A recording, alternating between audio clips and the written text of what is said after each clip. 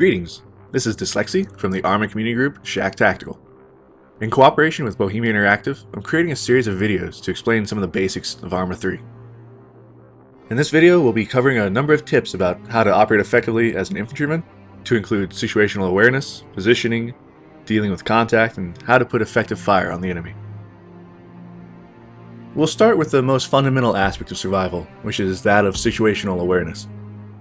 This simply means staying aware of your surroundings, knowing how to scan for threats, and maintaining a high level of awareness all around you, even when things are becoming chaotic.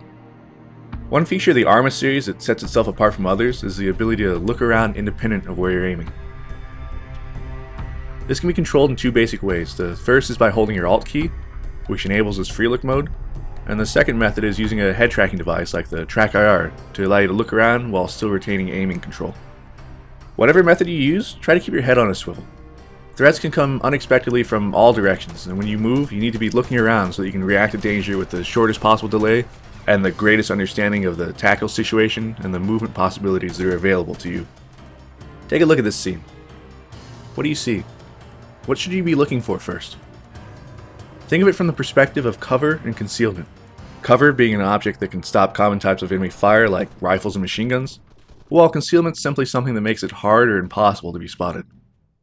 The enemy will occupy positions that give them a tactical advantage. They'll gravitate towards cover first and concealment second. Scan these sorts of features first: stone walls, buildings, tree trunks, and so forth. Look for signs of movement, however small.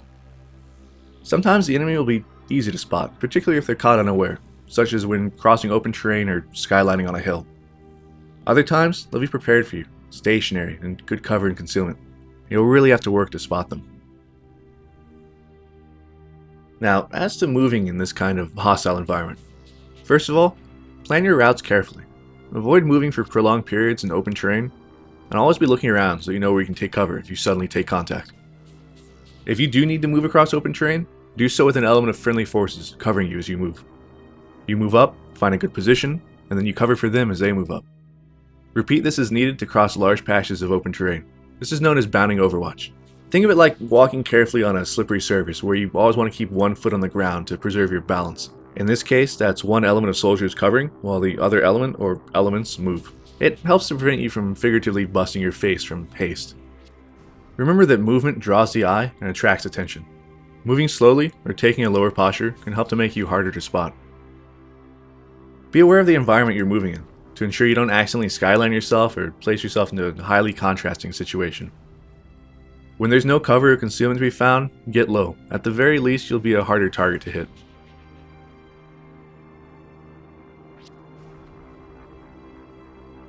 Now, none of us really came to Stratus to go on peaceful nature walks. You're going to take enemy contact at some point, and what you do in those first seconds is crucial. What you did prior to that point, your movement techniques and the tactical decisions you made, those set the stage for what you're able to do once the bullets start flying. Make sure you move and make decisions that help to put the odds as high in your favor as possible. Contact happens in two basic forms: either a soft contact, which is where you see the enemy without them seeing you, or a hard contact, where fire is being exchanged or received. Soft contacts are easy. If you see the enemy before they notice you, make a hasty assessment as to what you'll do about it. If you want to fight, find good ground nearby that gives you better concealment or cover and has an advantage over the enemy, and use that to ambush them. If you're too small of an element to win a fight, simply use the opportunity to move unseen away from the enemy. Pick your battles and put the odds in your favor whenever possible. The tougher situation is that of hard contacts, where you weren't necessarily expecting a fight. If you suddenly take fire, your priority is to improve your position. The enemy tends to wait until you're vulnerable before shooting at you. Where you're standing when you take fire is a kill zone. You don't want to stay there. Move for nearby cover or concealment, and make sure your teammates are doing the same. If able, fire a few hasty shots in the general direction of the enemy, even if you're not quite sure where exactly that is. The fire you're receiving is stressful and disruptive. If you can return the favor to the enemy and make them think they might get hit as well, you'll improve your situation. Once you're in a better position, try to narrow down where the enemy fire is coming from.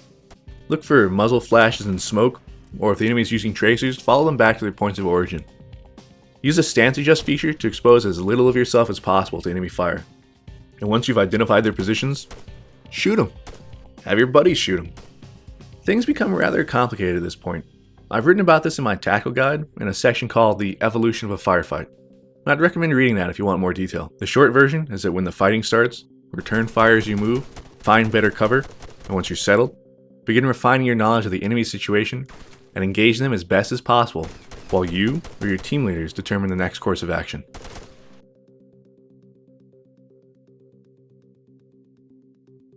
Now, as to shooting, there are several factors to accuracy. The primary ones are stance, movement, fatigue, and wounds.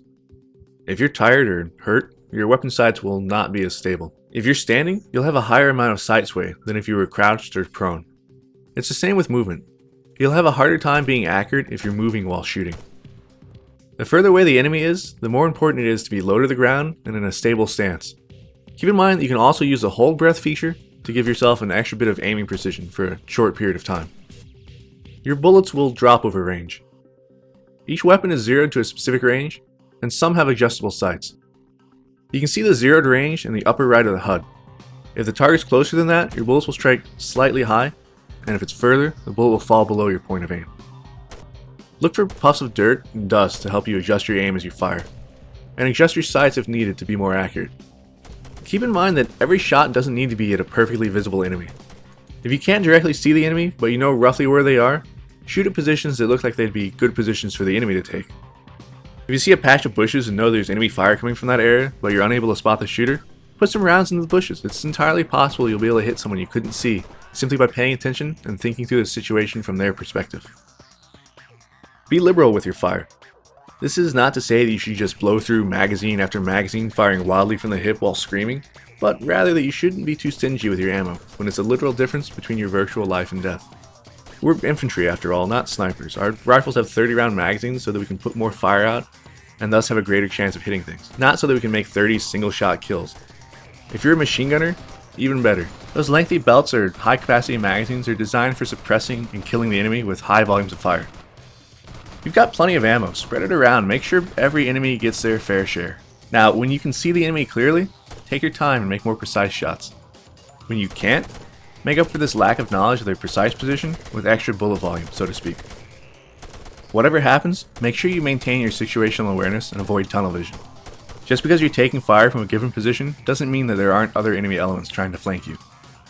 For every enemy you can actually see, assume there are at least 3 others you don't see, and try to anticipate how they'll attack or flank you, and do your best to cover those avenues. Alright, that wraps up this community guide. Hopefully you'll be able to apply some of the concepts we talked about towards your combat experiences on Stratus. Good luck and good hunting. For more community guide videos, be sure to subscribe to the official ArmA 3 YouTube channel. For other ArmA 3 updates, keep track of the official website, Facebook, and Twitter pages. If you'd like more in-depth tutorial and large-scale multiplayer gameplay of ArmA 3 and the previous ArmA games, I'd also recommend you check out my personal channel here. This is Dyslexy, and I'll see you on Stratus.